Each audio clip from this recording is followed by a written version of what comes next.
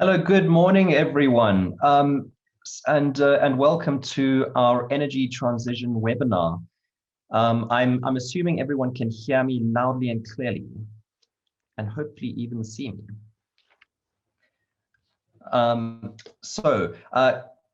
Going into the agenda for this morning, we're going to do a very quick welcome, and then we're going to have a presentation where we're going to talk briefly about what's happening in energy and emissions. And a couple of trends and themes that we're seeing. And then we're going to enter into something of a panel discussion. And we'd really appreciate the input. As Sarah said, please can you put your questions into the Q&A box, and we'll address them as they come through. Okay, great. So if I can then just jump into a quick introduction to our panelists for this morning. So we have myself, Mark Evans. I am one of the directors of Partners in Performance here in Africa, and spend most of my time working in the mining space. Next, we have Jason van der Poel. So Jason is a partner and the head of the energy sector group at Weber Wenzel. And he advises sponsors, contractors, and lenders in the state energy procurement programs and in private power projects. Then we have Peter Mann, and Peter is coming to us out of Australia, and he is the practice lead at Partners in Performance for energy, and has been a strategic advisor on energy projects for 25 years across a wide range of industries. He's conducted energy, greenhouse gas, and offset strategy reviews for utilities, chemicals, explosives, oil and gas majors, large miners, and a variety of renewable energy players. And then finally, we have Brian Innes, who's one of our energy experts at Partners in Performance. Brian has 20 years experience as a technology and energy management and renewable project advisor. He's advised on improving the efficiency of chemicals, explosives, oil and gas, and energy use and cost effectiveness.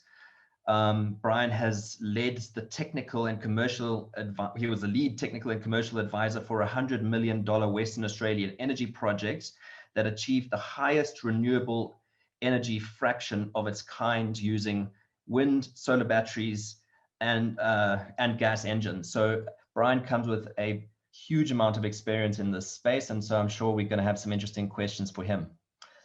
So that's a quick introduction to the panel, and so at this point in time, I'm going to hand over to Peter Mann, who's going to talk briefly through some of the trends that we're seeing in the energy space. Good morning, Peter. Good morning, Mark. Thank you. Good morning, everyone. Thanks for joining us. So what I will be talking through today, quite briefly, but it's looking to try to set up and get some interest going in some conversations, is 8 key areas. I'll be going through some stakeholder pressures, which have been intensifying recently, some policy and regulatory changes, renewable power, both some of the trends that we're seeing from an economics perspective and also technology, commercial arrangements that we're seeing being put in place. We will talk about grid instability and some of the issues with volatility and resilience, talk about distributed storage, industrial hydrogen, and then funding of these types of projects and the significant amount of funding that is looking for projects around the world. So I will kick off. So stakeholder pressures, as Mark alluded to earlier, I've been involved in this space for quite a period of time. And one thing that has definitely occurred over the last 6 to 12 months has been the intensifying pressures coming from various different stakeholders. So from regulators, governments are now under pressure to align to Paris, which will very soon become Glasgow, from a policy and taxes starting to become more onerous. And we'll talk about that a little bit further down with regards to what's occurring from a pricing perspective. Investors, major global funds are now demanding companies reduce emissions. Renewable projects are seen as lower risk and are receiving much lower expected returns, therefore improving the financial comparison with other opportunities for power and energy. From a client's perspective, organisations are now seeking to reduce their emissions are turning to their supply chains. So many will now have been discussing Scope 3 emissions, both downstream and upstream. Our experience recently is clients are all starting with their supply chains and starting to understand where their big emissions are coming from and how they can work and collaborate with their supply chains to start to reduce emissions. I think employees have been putting pressure on their employers to act for the last decade. We're now seeing in certain circumstances where there's a natural selection of tomorrow's employees as they're coming out of universities, where they're starting to actually make a conscious choice on who they will or won't work for. And we're seeing that definitely in Australia, and I'm sure it's happening around the world. And then consumers. So if you are, we spoke about it with the supply chains, if you are a consumer-facing business, you will be getting more and more pressure from your consumers, and they are starting to influence their decisions on what they're purchasing. They're demanding evidence of strategy and action. But what's also occurring is if you are supplying to a consumer-facing business, or you're part of the value chain and you're further down, you will be getting pressure as it comes down the supply chain. So the summary from this slide is the pressure is intensifying.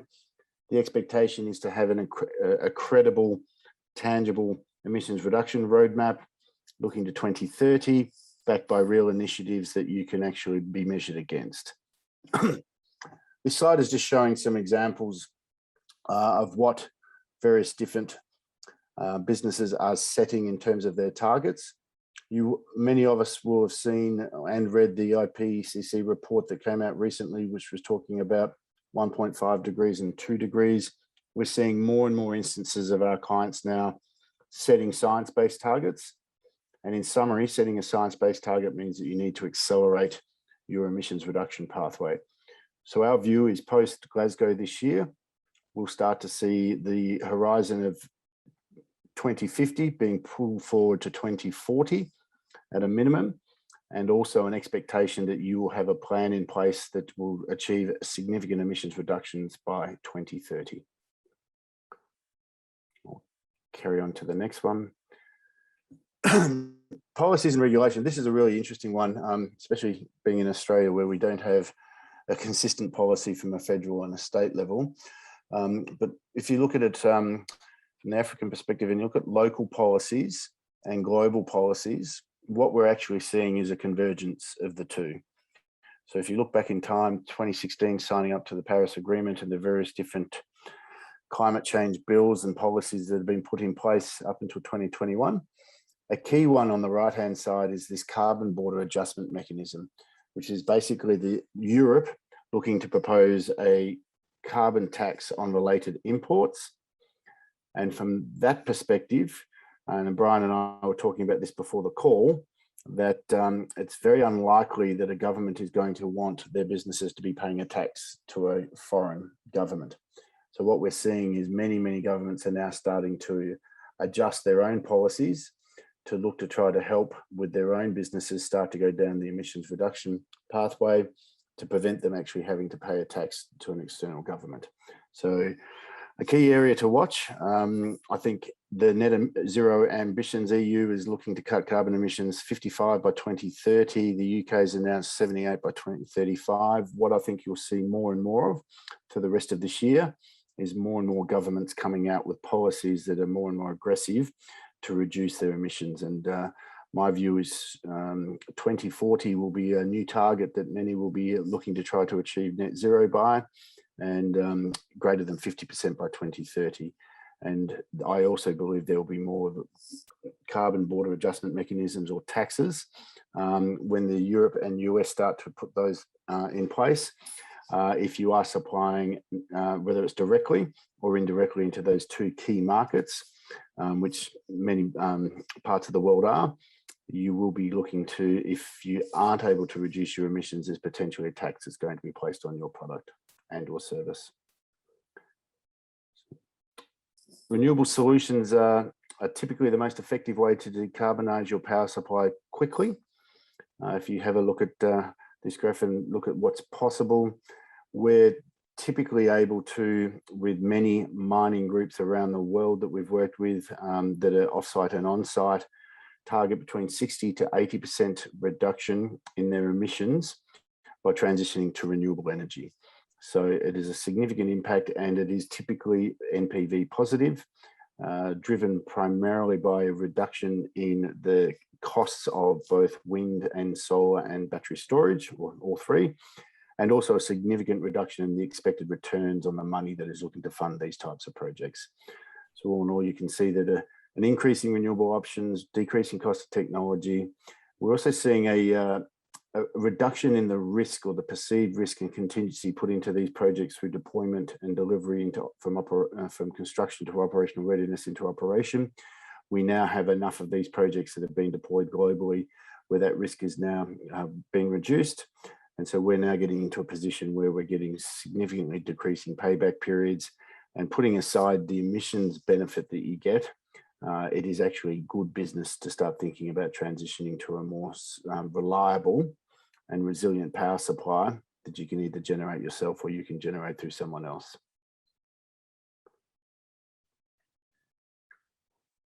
I think this is where I was handing over to you, Brian, so that people don't get sick of my voice. So over to you. Thank you, Peter.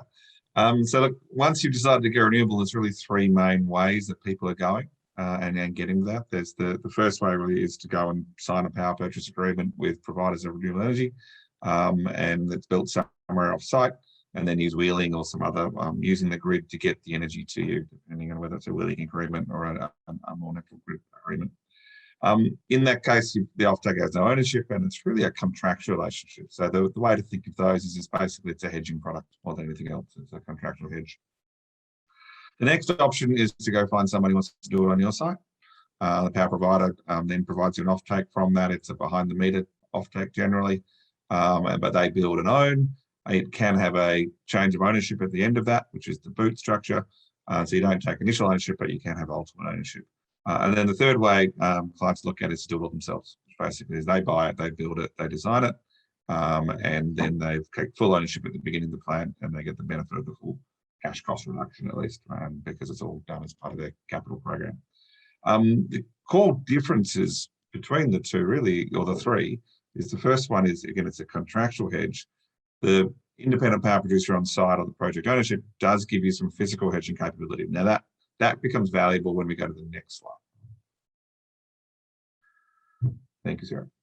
What we are seeing in our grids is lots of people thinking about renewable energy. Now, this has a virtuous cycle on the left, where as the cost of renewables are getting cheaper and stakeholder pressures going up, renewable supply is going up. At the same time, we're then seeing a sort of more of a vicious circle for the sakes of the grids and the utilities, in that the utility demand is going down as they're getting less investment, and then the stability of the utility starts to become a bit more of an issue. You can see in the bottom of that is what we call the Californian duck curve, which has the overinvestment, or the investment of solar comes in. You start ending up with a grid that has a lot more humps and troughs in it. And that's where the power of a physical hedge actually comes to its own, because you get a lot more flexibility over how you control that. You're not worried about whether your hedge is in the money or not. A physical tool on your site can actually then take advantage of troughs and humps and actually become quite a useful beast. Moving on to the next slide. Really, there's a big growth of batteries coming, and batteries really are changing the game on those bumps and troughs in the grid we just talked about. And we're seeing batteries in a number of different places. So the first place we're seeing them is in virtual power plants, which is batteries being used behind the meter to give stability to people living in homes and businesses of power reliability. And that is something, in virtualizing those batteries into what's called a virtual power plant allows them to both get the benefit of being stable, having stable power for themselves, but also being able to use that battery to help stabilize the grid. The next level is the big batteries, which you would have heard because they're all in the media. These are big batteries which are primarily being used to stabilize frequency and voltage, and for markets that are mature and that have energy services or energy stability and frequency control markets. They're investing into those markets today because they're a better return on investment than trying to do the same thing with a large spinning fossil fuel engine. The final stage of storage really is when they start actually storage for energy arbitrage, which is to buy low, sell high kind of storage. We're seeing the economics of that storage is coming but we think that that economic, which is that type of storage will help flatten the duck curve as we looked at before. And that storage is going to continue to come as more investment comes, battery prices drop, but also the advent of electric vehicles starts coming in. So we will see a rise in the use of storage. First, storage is about protecting you from blackouts. Second, storage really is about trying to get some stability in the system. The last one really is about flattening markets. And once all the storage comes through, we'll see ultimately a flatter market, but it's going to be a bumpy ride on the way to get. The other big trend that everyone's talking about is hydrogen and whether they should be getting into hydrogen mines. We are seeing forecasts for a big reduction in the cost of production of hydrogen as people are looking at both blue and green. As the cost of electrolyzers drop and the cost of energy delivering that electrolyzer drop, you can begin to make hydrogen economically and with forecasts where it's going to be getting down below the $3 to down to even $1 range. There is still a question how to get the hydrogen to be useful to you, because you've also got to pick it up and transport. And that transport cost is something at the moment which is still a bit of a deterrent, but we're expecting a lot of development in that area, a lot of scale to try and get the delivered cost down to a level where hydrogen can play. At what level can hydrogen play? That's in the next slide, Sarah. When we look at the options that miners can be looking at for decarbonising, the two main options that people currently have and are using, or the main one is conveyors for overland. Then the next ones that can get a big decarbonisation effect is basically looking at trolley assist or trolley assist with some storage. Hydrogen can get there as well. Hydrogen needs about $3 a kilogram delivered, then it starts to compete in the same space. So hydrogen may well be a solution for haul fleets in the near future, and really, but it's critical that all miners look at it from a total cost of ownership and then a technology development curve laid across that. And think about at what point in time and whether it's going to be hydrogen in this fleet cycle, maybe the next fleet cycle, or will ultra capacity and batteries and other technologies get there and continue. But it's very important that you analyze this decision using a total cost of kind of all moved a process. And then the last slide. Thank you, Brian. Now over to Pete. Thank you very much. So look, from a funding perspective, it is a dynamic space. I'll start with the definition of what we call green funding. So it's finance in any structured financial activity that's been created to ensure a better environmental outcome. What we're seeing more and more of is a significant amount of funding being provided for programs that result in emissions reduction. So emissions reduction can be the form of changing a technology which reduces emissions as part of the process. It can be actually funding, as we've focused on here in one of the slides, around helping businesses transition from as an existing fossil fuel source of power to a renewable source. It could also be provided to actually help with changing over fleet into the future, etc. So it's quite a broad scope of what's available in terms of funding, and the size and scale of the funding that is actually being provided for is generally being driven from large pension funds, which are predominantly made up of households, and it's those households that are looking to demand that their pension funds are investing in projects or businesses that are reducing emissions. So as you can see here on the left, when you start looking at what the potential expected returns are, many of our clients have internal hurdle rates or expected returns on the deployment of their own funds of 15 to 20%. If you look at SA IPP project threshold returns of around 11 to 14%, and then mature markets of IPP project threshold returns of 6 to 8. What we're seeing in the, let's call it green capital space, depending on the project, depending on the country, depending on the client and the counterparty credit risk, etc. But we are seeing expected returns closer to the 6 to 8%. And it is having a significant impact on the business cases and the economic viability of emissions reduction programs in general. The typical projects that we've been looking at, as I mentioned, I'll just reiterate, there's renewable energy, there's energy efficiency, sustainable use of natural resources, and a recent project with a chemical industrial manufacturer that we worked with, we're able to actually get a new technology funded that would significantly reduce the amount of emissions that actually came out of their process. and it was a capital investment that they'd looked at previously. It didn't stack up, but they were able to get it funded at a very, very low expected rate of return because of its emissions reduction potential. So I'll just go to the next one, please, Sarah. Just to recap, we've gone through these trends and themes very quickly, but we just wanted to sort of stimulate conversation, and we will be handing back to Mark for some questions.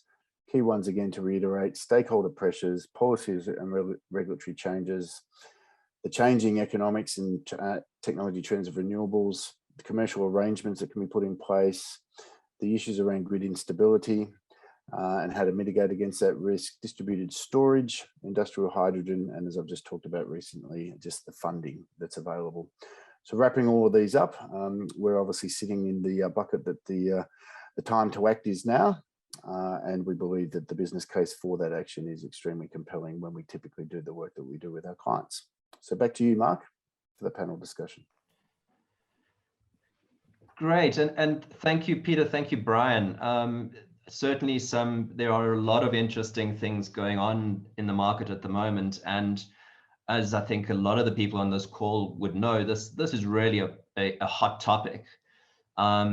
So keen to ask a few questions of the panel. Jason, perhaps I can start with you. So South Africa, as we're aware, has recently undertaken significant energy policy and regulatory changes, such as the 100 megawatt NERSA licensing exemption. Questions for you. One, how do you see these changes impacting on the energy transition here in South Africa? Two, what are the practical challenges that you anticipate? And three, what trends are you seeing amongst large industrials in responding to these regulation changes? Thanks, Mark. These are really good questions. Hello, everybody. Just to start off with your first question around whether these changes to the South African regulatory framework will have an impact on energy transition in South Africa, the answer is yes, fundamental impact. What we had before was a situation where Eskom has been the monopoly in South Africa. More than 90% of the power generated in South Africa has been generated by Eskom, and Eskom has shown that it isn't always capable of maintaining that generation capacity, and the costs are spiraling upwards. It is in the utility death spiral. So that's the first important point to note. And then the second is looking at the Electricity Regulation Act in South Africa and Schedule 2, which enabled licensing exemptions from the National Energy Regulator. What did we have before? We had plants of no bigger than 1 megawatt exempt from licensing. They still had to register. Cogeneration projects, for example, had to have their electricity consumed by the cogenerator on site. It wasn't capable of sale to another party. And there was a restriction to one single customer of the power.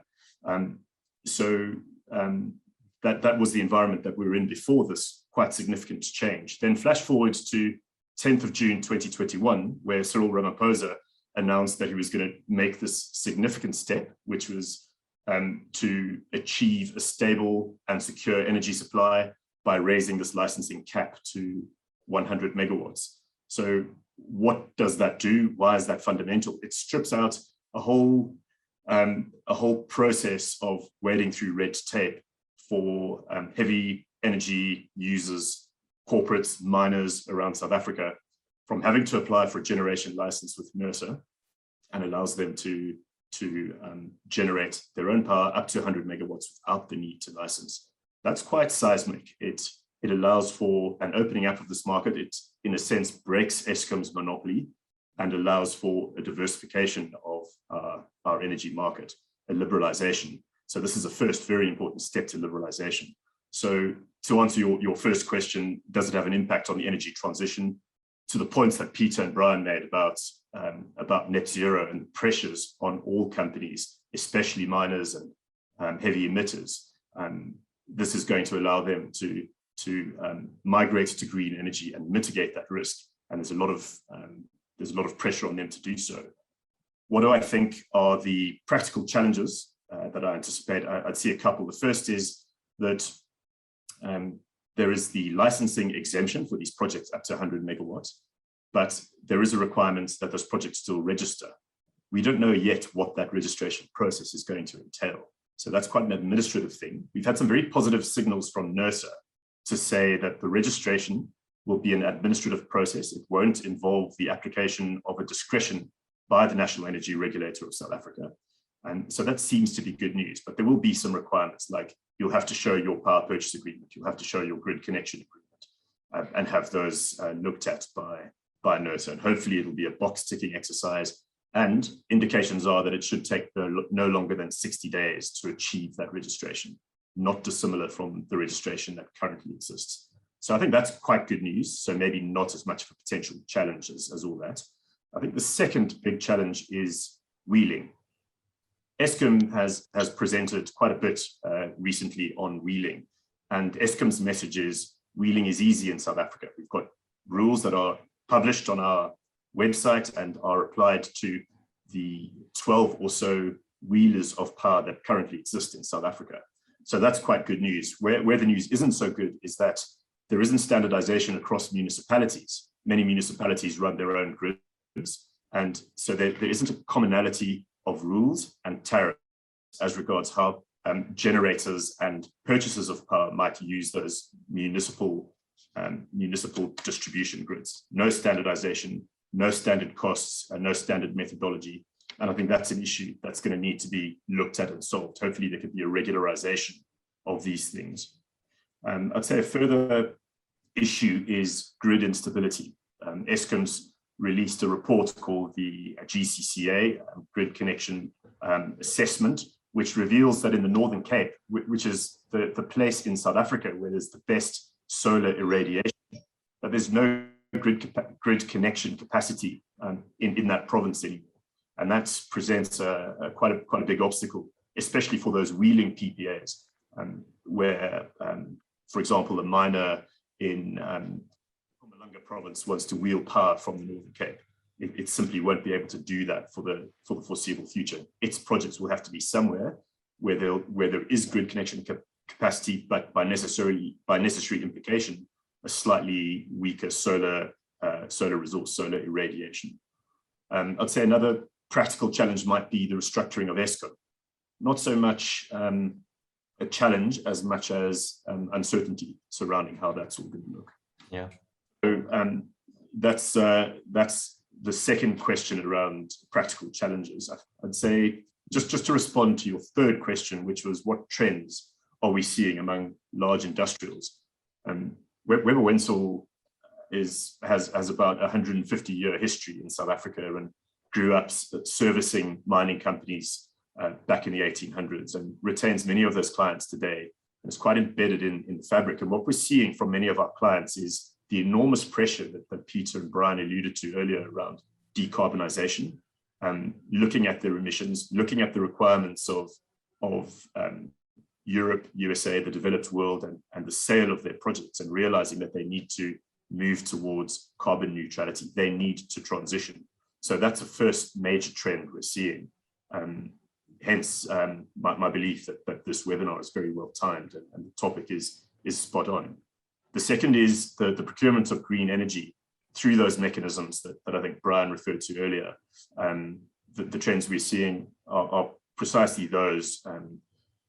Generation of power on site by a power generator, wheeled power purchase agreements where a generator has developed a site away from the mine or the company, and the power is then wheeled through the grid. And those, there are quite a number of those projects under development, and then those where the mine or the company fully owns the power generation capacity, whether on site or off site. So for example, we're doing some due diligences for clients looking at projects in different parts of the country, which they hope to do power wheeling from that location to their site, but they would own the power generation capacity as well. So that I thought that was interesting to mention. We're seeing some miners saying, we're going to stick to our knitting. We're miners and we're going to mine. We're not going to generate power because that's not our core competency. And we're also seeing some miners saying, we don't want consolidation of this asset onto our books. And IFRS 16 throws up a couple of issues around consolidation of that asset onto the books. So that's quite a debate. And then looking into the discussions, the negotiations that we're currently having in relation to these power purchase agreements in boardrooms at the moment, or rather on Microsoft Teams. There's some topics like payment security, the bankability requirements, where banks will be looking at the steadfastness of the off-taker, the credit worthiness.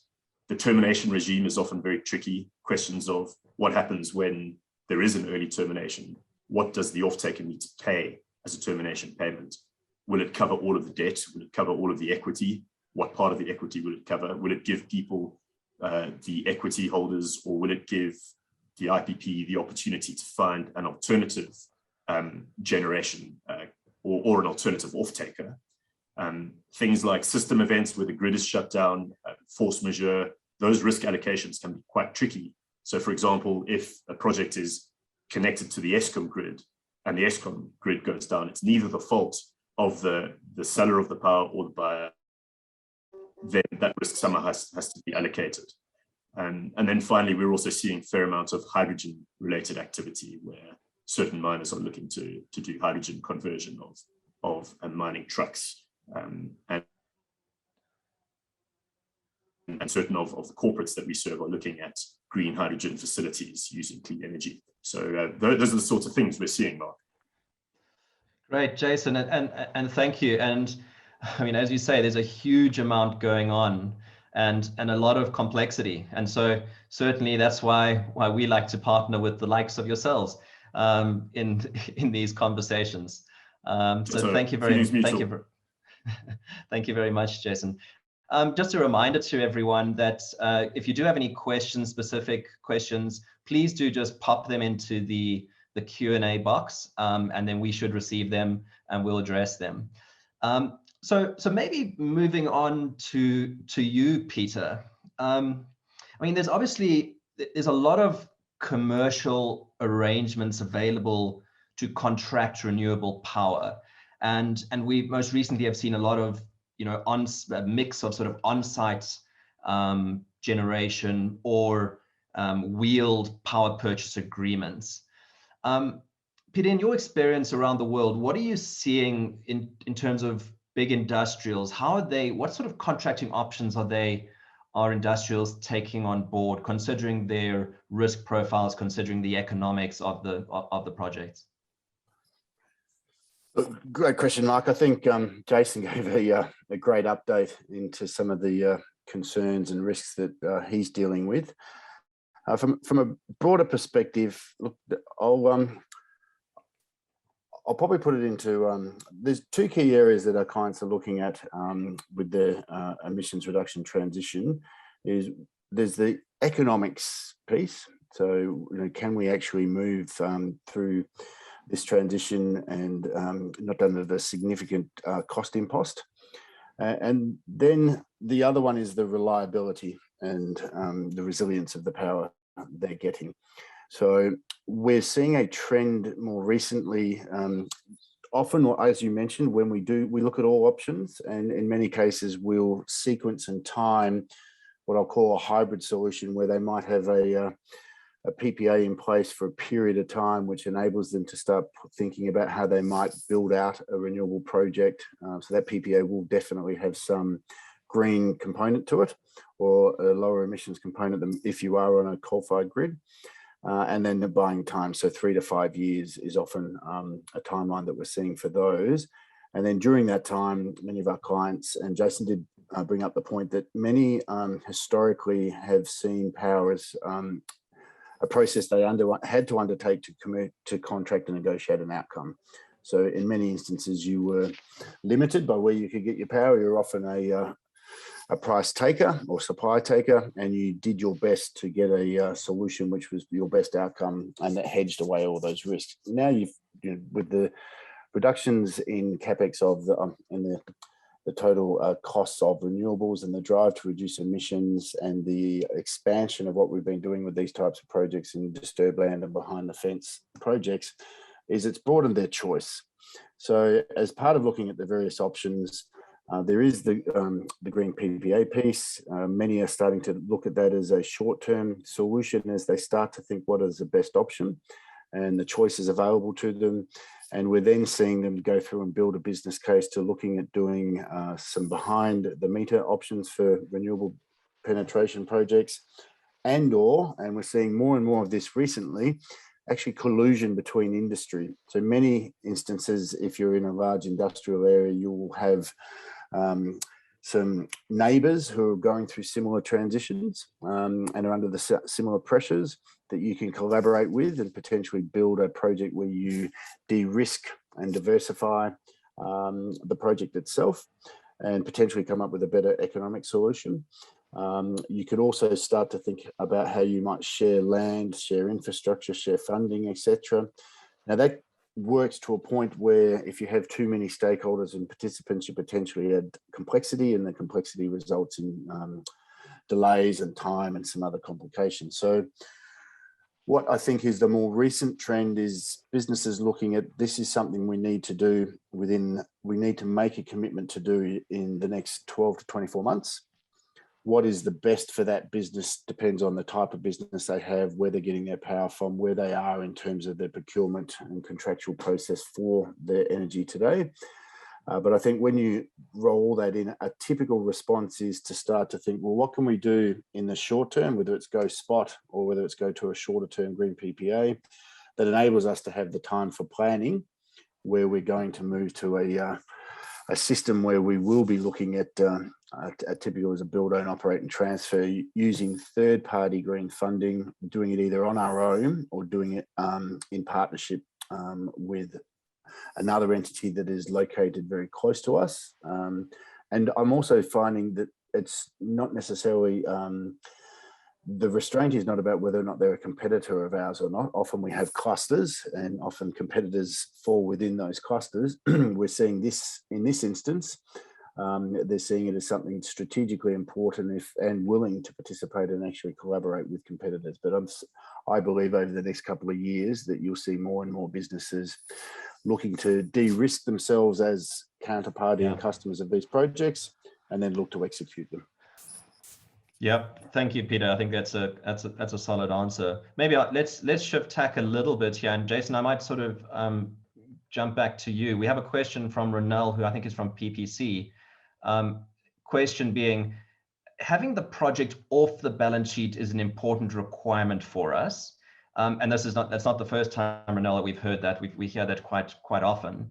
The question is, how do we then structure our PPA or arrangement with the supplier to ensure that this risk is addressed?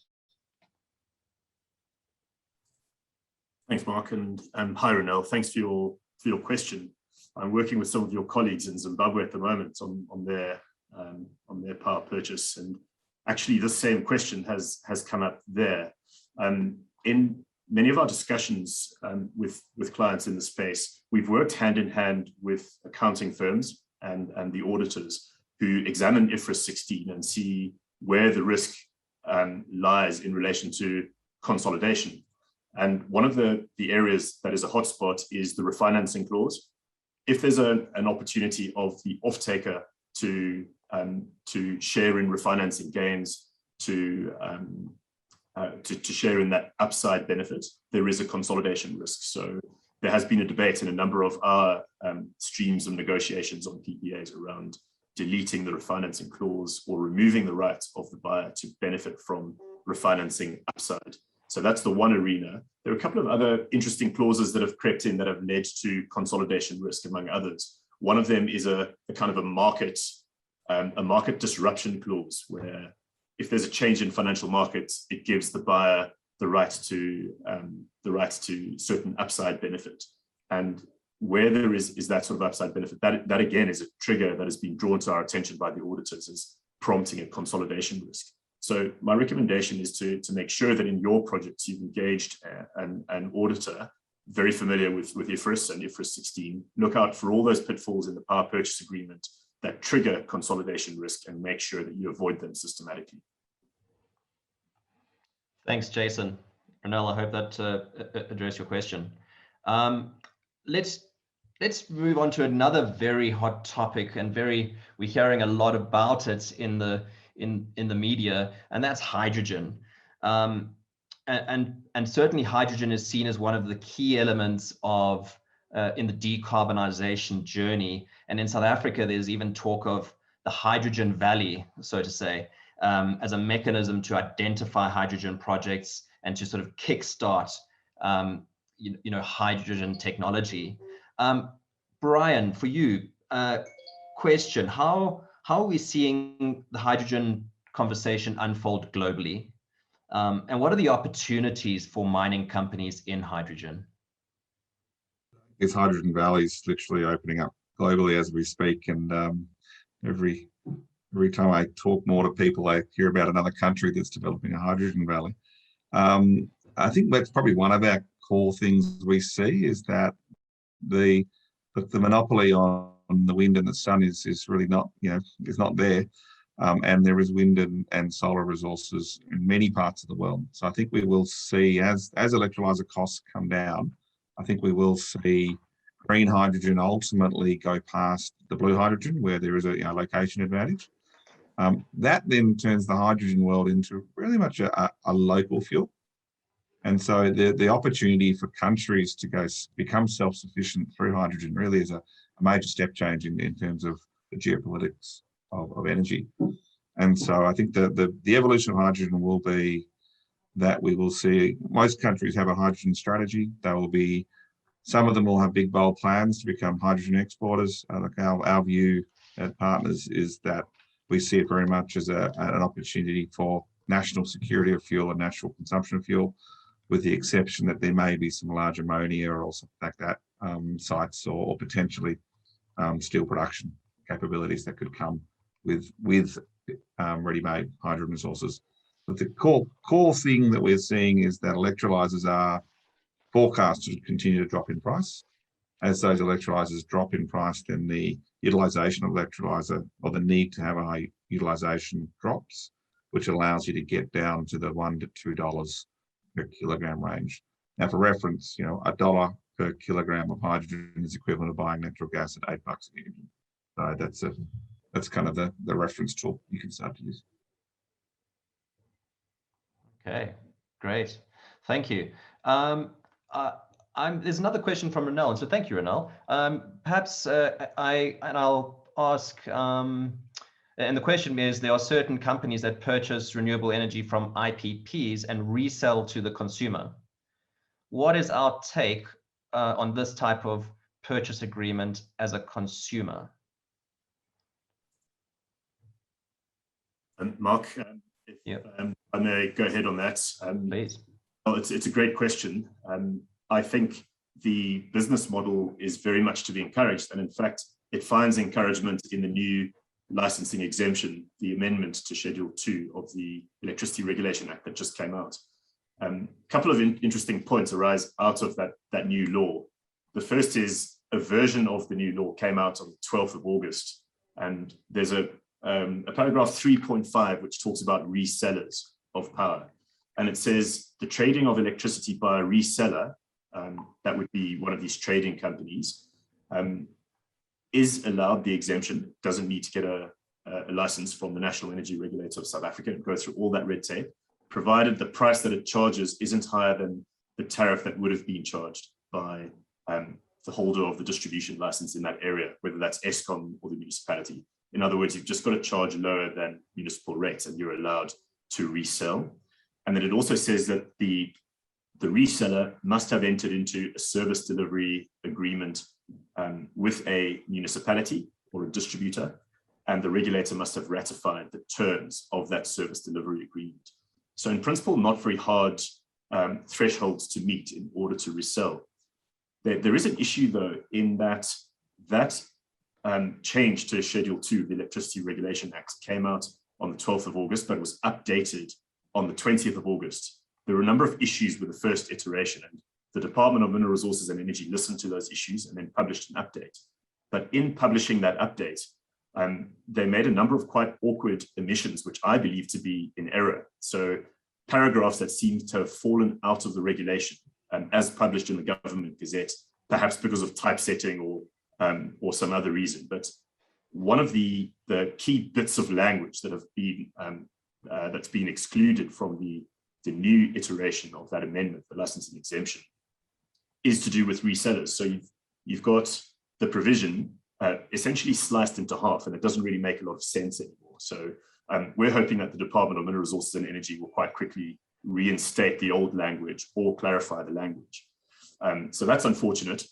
Another thing to bear in mind in relation to the new law is that there's a definition of reseller, which speaks to, when you look at that definition, it says reseller means a person who purchases electricity from a trading entity in order to sell such electricity to a customer. And the new law doesn't really say what a trading entity is. So there's a bit of a gray area around what that is.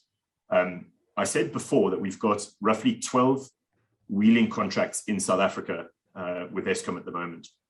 And one of the original energy aggregators or warehouses and traders of energy was a company called Amatola Green Power, which is now changed to PowerX. So PowerX buys clean energy from the co-generators in KZN and elsewhere, and wheels that power to the Nelson Mandela Bay Metropolitan Municipality.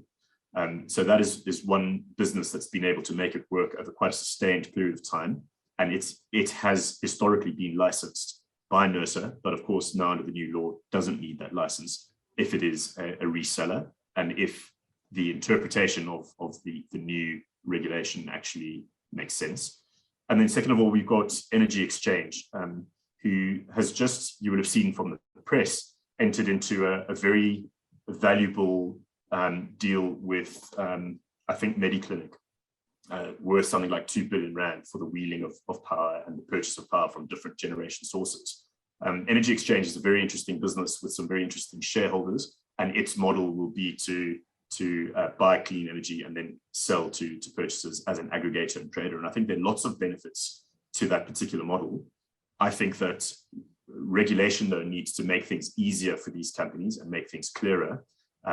But on the whole, I think these are, it's an excellent business model and will further contribute to the liberalization of our market. Yeah, thank you, Jason. I agree with that sentiment. And actually, so just picking up on another question from the audience, David Smith wanting to know, and linking, and maybe this is for you, Peter or Brian, is that the 100 megawatt NERSA is opening the door for the private producers to generate their own power and hopefully one day be able to sell it back onto the grid. Where in the world and what models in the world, elsewhere in the world, are we seeing this work successfully? So I'll grab that, Mark, thanks. And what we're fundamentally seeing here, which is that the NERSA example is a big example, but there's also lots of smaller examples where we're seeing the energy system transform from what was either state-owned or large, privately held large assets which send energy out to all those that need it, to a system where 50, 60% or more of the energy could be coming from the consumers themselves who are generating at their sites or in their homes and back into the system. So the energy systems are going through a very large flux and very large change. And most of the markets and networks of the world are trying to deal with this challenge. But the models we're seeing really, and within that transition of supply chain effectively across energy, becomes a challenge of ownership. And so and a really big opportunity for the private sector to use private money to basically solve a lot of the problems faster than typically national-owned industries will solve. So the best examples are ones that are working hard on market liberalisation to allow the district entities to invest quickly, to push the investment so they're not just investing in uncontrollable devices, they're investing in stuff that actually can be to the benefit not just to the user who's making their energy, but also doesn't put a burden on the grid. So putting control across it, and then creating markets that allow not just a sale to the national, but actually sales between two private parties, and with the national carrier trying to set up at the same time as they're managing a network, set up markets that allow that. So, but this is a common problem felt by most of the markets. They're just at various different stages in them, but trying to find a way to liberalise this massive amount of money that's going to be spent on distributed energy to solve a problem in a way that in the long run will be a better, cleaner and more reliable grid for everyone. Yeah, and as you say, there's a huge amount of funding out there. Maybe let's pick up on that conversation. We talk a lot about green funding, and we're quite often saying that, you know, there's a lot of green funding out there, and that it's looking for a good home. Jason, maybe to you, I mean, there's a loose definition of green funding, but are we seeing this type of clean energy funding coming to bear in the South African market? The answer is a resounding yes. We've seen green bond issuances by entities like the City of Cape Town, the City of Johannesburg, Development Bank of Southern Africa, all of the commercial banks. We've also seen a green bond issued by one of the large concentrated solar power projects, Aqua Power's project Redstone. If we think about what green actually means, it is to do with the specific use of proceeds. So it must be for a green purpose. And that's distinguishable from a social bond or loan, which is used for a positive social outcome, and then sustainable bonds or loans. But we have on our Johannesburg Stock Exchange a segment for green bonds, and we also have green loans. So if I take, for example, Nedbank, I think they were the first bank to issue a green bond and listed on the green segment of the Johannesburg Stock Exchange. That was oversubscribed. I think they were looking to issue something like 1.5 billion rand, and ended up issuing quite a bit more. And there was a massive interest in the uptake. You've seen also a number of the other commercial banks in South Africa hotly on the heels of Nedbank raising green bond finance in that way. Then another very interesting example is the Development Bank of Southern Africa. They've launched a program called the Embedded Generation Investment Program, Egypt, which they launched. The closing date for registration or application is the 30th of September. And they've procured, I think, $100 million of funding from Green Climate Fund, South Korea, and also another something like $84 million from the World Bank Green Environmental Facility. And DVSA has matched that funding, and this program is geared towards channeling that money raised with preferential rates for this particular green purpose to provide first loss debt funding for embedded generation projects and captive power projects in the South African market. So lots of examples of and alternatives for the raising of debt, and that's not even to mention the equity angle, where there are funds lining up to deploy equity with a green purpose, compelled by all of those things that Peter and Brian mentioned at the beginning around those forces impacting on investors and businesses to make green and socially correct decisions in their investment behavior. I might just add to that and take a slightly different lens, Mark, around the funding is, and I'll use our hometown of Perth, Western Australia. So Western Australia's had a AAA credit rating for their bonds for 50 years, primarily because there's very significant mining and oil and gas exports and have financially typically driven surpluses subject to some swings in the commodity prices. We are now under risk and have been put on notice by the European bond providers that they will potentially reevaluate our AAA credit rating because we're one of the highest per capita emitters in the world. So our current treasury, the state government, is now facing a concern or risk that they haven't faced before, and it is being driven entirely by the fact that we're a coal-fired grid and we're a significant emitter. And it is absolutely going to result in some of our larger utilities moving faster because we had no choice. And a 20 basis point impact on your funding through Treasury has a significant impact on our state. So I think the carrot at the moment is there's some great opportunities to get lower expected return funding. And as Jason pointed out, the demand is often outstripping the supply. But then on the other side, there's also risk for state entities and government entities around the world that the current cost of their funding is at risk unless they go down an emissions reduction pathway and fast. Yes, and I think that's a sort of a good way to conclude, really, which is, and it goes back to what you were saying earlier, Peter, is the case for action is now. And I think Jason alluded to it earlier as well, saying the timing of the energy transition, it's real, it's happening.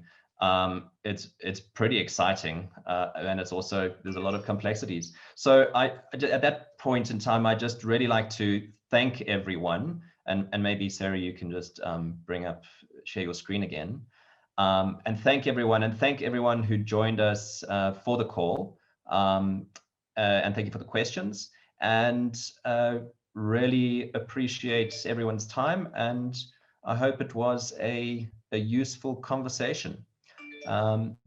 So if you do want to get in touch with any one of us going forward, and I think Sarah is just going to bring up that slide now, there are our email addresses. If you can jot those down, and please do reach out if you have any questions at any point in time. So Jason, Peter, Brian, thank you very much, and all the best.